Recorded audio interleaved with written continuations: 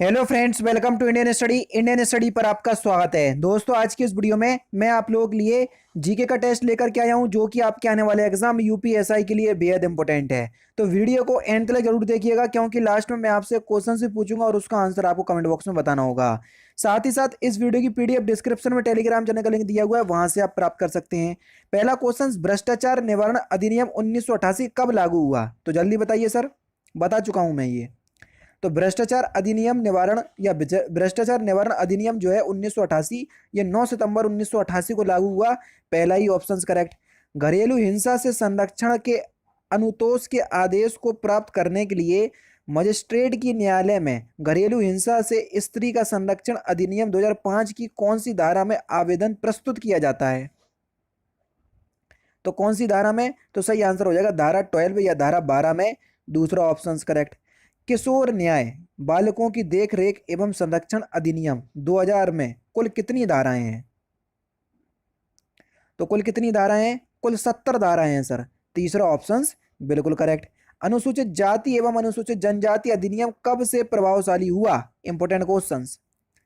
तो कब से प्रभावशाली हुआ? 30 जनवरी 1990 से। दूसरा ऑप्शन बिल्कुल करेक्ट। अपराध के बारे में अवधारणा अनुसूचित जाति एवं अनुसूचित जनजाति अधिनियम की किस धारा में वर्णित विषय है? तो किस धारा में वर्णित विषय है? तो सही आंसर हो जाएगा आपका धारा 8 में। चौथा ऑप्शन करेक्ट। निम्नलिखित में से कौन सा संकेत दिशा सूचक संकेत है? जल्दी बताओ। बेहतरीन क्वेश्चन। तो कौन सा संकेत दिशा सूचक संकेत है? ऑप्शन नंबर बी, दूसरा ऑप्शन करेक्ट हो जाएगा। नेक्स्ट क्वेश्चन स्टार्ट करने से पहले मैं आपको बता दूं, दोस्तों, अगर आप उत्तर प्रदेश के किसी भी एग्जाम की तैयारी कर रहे हैं, चाहे यूपीएसआई हो, यूपी लेखपाल हुआ, UP triple S C, PET हुआ, आप सभी लोग जानते हैं इन सभी से संबंधित कोर्स आपके अनअकैडमी के प्लस प्लेटफॉर्म पर जो है वो आपके चलाए जा रहे हैं। सबसे अच्छी बात पता मुझे क्या है? जैसे भी जितने भी मैंने कोर्स का नाम लिया है, इन कोर्स के लिए आपको अलग अलग पैसे देने की जरूरत नहीं है। सबसे अच्छी बात मुझे अनअकैडमी की यही लगती है। आपको यूपीपीएससी और UP triple S C category के अंदर सब्सक्रिप्शन परचेस करना है। उस कैटेगरी में जितने भी कोर्स चलाए जा रहे होंगे, आप सभी को एक्सेस कर पाओगे, जो कि आपके अनअकैडमी की सबसे खास बात लगती है। समझ रहे? ये देख लीजिए, 6 अक्टूबर यानी कि आज से ये यूपीपीएससी 2022 को टारगेट मान करके अगर आप तैयारी कर रहे हो, तो 1 साल का ये, जिसमें प्रीलिम्स और मेंस दोनों की तैयारी आप पूरी अच्छी तरीके से कर सकते हैं, ये वाला बैच आपका स्टार्ट हो रहा है, जिसमें अलग अलग सब्जेक्ट अलग अलग एजुकेटर्स के द्वारा पढ़ाए जाएंगे। सारा कुछ आपको दिख रहा होगा।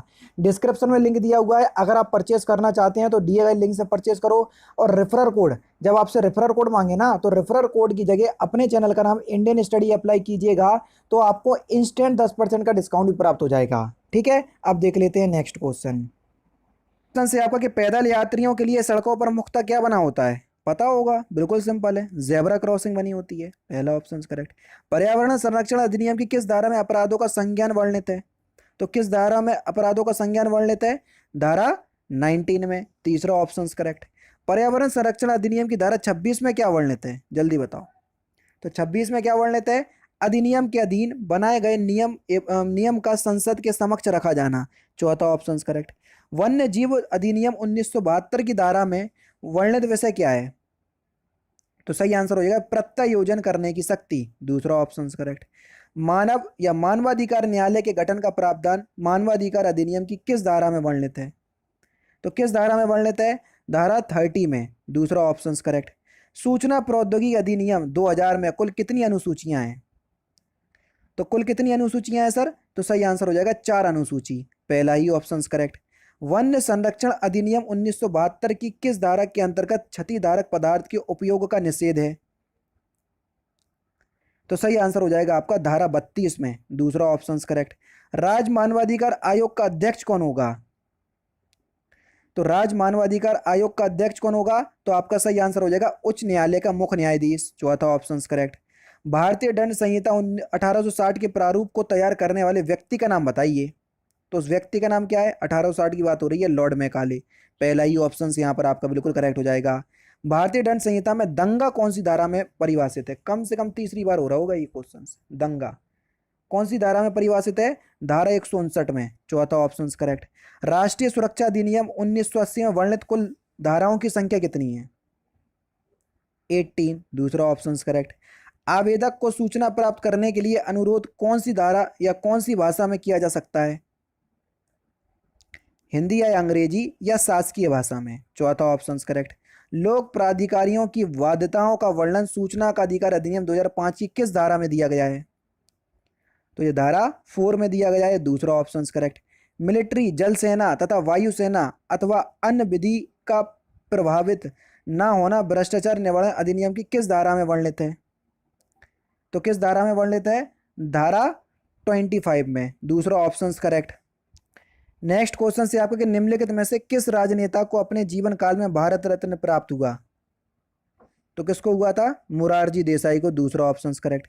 वह संगठन जो कृषि एवं ग्रामीण आवश्यकताओं के लिए ऋण देख रेख करता है, उस संगठन का नाम बताइए। तो क्या है सर? नाबार्ड। तीसरा ऑप्शन करेक्ट। निम्नलिखित में से या भारत में कौन सी दलीय पद्धति विकसित हुई? तो कौन सी दलीय पद्धति विकसित हुई? बहुदलीय। तीसरा ऑप्शन करेक्ट। पश्चिम बंगाल की मुख्यमंत्री ममता बनर्जी ने किस बॉलीवुड अभिनेता को राज्य का ब्रांड एम्बेसडर नियुक्त किया? तो शाहरुख खान को किया था। दूसरा ऑप्शन करेक्ट। लोकपाल बिल पर विचार कर रही संसद की स्थायी समिति के अध्यक्ष कौन है? तो कौन थे? अभिषेक सिंघवी। तीसरा ऑप्शन बिल्कुल करेक्ट।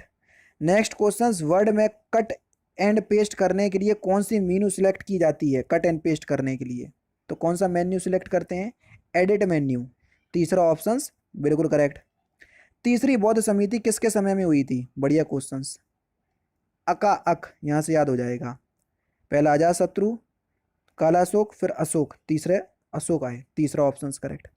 निम्नलिखित में से किस देश की क्रिकेट टीम को टेस्ट का दर्जा नहीं मिला? केन्या। चौथा ऑप्शन करेक्ट। प्रतिवर्ष उपभोक्ता दिवस कब मनाया जाता है?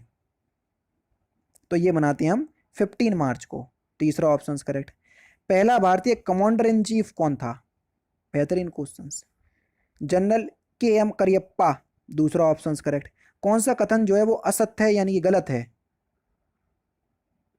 तो सही आंसर हो जाएगा संविधान सरकार को निरंकुश शक्तियां प्रदान करता है। गलत है। दूसरा option correct. Buddha international circuit Bharat के किस राज्य में है? किस राज्य में है? तो ये उत्तर प्रदेश में है सर। दूसरा ऑप्शन करेक्ट। अधिकतम सीमा तक संसाधनों का कुशल विनिदान मिलता है किसके अंतर्गत? तो ये मिलता है पूर्ण प्रतियोगिता के अंतर्गत। दूसरा ऑप्शन करेक्ट। गुरु केलुचरण महापात्र किस नृत्य शैली से निपुण हैं? गुरु केलुचरण। तो सही आंसर हो जाएगा आपका ओडिसी नृत्य शैली। दूसरा ऑप्शन करेक्ट। किसी वृक्ष को अधिकतम हानि निम्न में से कैसे पहुंचती है? सबसे ज्यादा हानि उसकी छाल का नाश करके। चौथा ऑप्शन जो है वो आपका बिल्कुल करेक्ट होगा। अर्थव्यवस्था को सभी अनावश्यक नियंत्रणों एवं विनियमनों से मुक्त करने का तात्पर्य क्या है? तो उसको हम उदारीकरण कहते हैं। क्या कहते हैं? उदारीकरण। तीसरा ऑप्शन करेक्ट। इस्पात या आयरन वस्तु में जिंक के पतली परत के लेपन का क्या नाम है? उसको हम क्या बोलते हैं? तो सही आंसर हो जाएगा यसद लेपन, जिसको इंग्लिश में गैल्वेनाइजेशन बोलते हैं। जस्तीकरण भी कहीं कहीं लिख करके आता है। 18 कैरेट सोने में शुद्ध सोने का अनुपात बताना है। अब देखना टोटल सोना जो है वो 24 कैरेट का होता है, इन्हें 18 कैरेट का पूछा, परसेंटेज में पूछा है 100 से डिवाइड कर दो, बस 6 से काट दो। 6 तिया 18, 6 चौको 24, 4 से काट दो 25 बार और 25 तिया 75। तो 75% जो है वो शुद्ध सोना होगा अगर आप 18 कैरेट का सोना ले रहे कहीं से। दूसरा ऑप्शन करेक्ट। ठीक है। लास्ट क्वेश्चन, भारत में कृषि आय की गणना की जाती है किस विधि से? तो इस क्वेश्चन का आंसर मुझे कमेंट बॉक्स में बताएंगे आप। ये थे आपके कौन से दोस्तों 40 जीके के इंपॉर्टेंट क्वेश्चंस जो कि मैंने आज की इस वीडियो में आपको कंप्लीट करवा दी है। वीडियो अगर आपको अच्छी लगी हो तो प्लीज़ दोस्तों वीडियो को लाइक और शेयर जरूर कर दीजिएगा। तो दोस्तों फिलहाल की वीडियो में तो सिर्फ इतना ही। अगर आपको वीडियो पसंद आए तो प्लीज़ दोस्तों वीडियो को लाइक कीजिए, शेयर कीजिए, साथ ही साथ हमारे चैनल को सब्सक्राइब करना ना भूलें, क्योंकि मैं रोजाना इसी तरह के वीडियोज़ आप लोगों के लिए लाता रहता हूँ। नमस्कार दोस्तों, जय हिंद, जय भारत।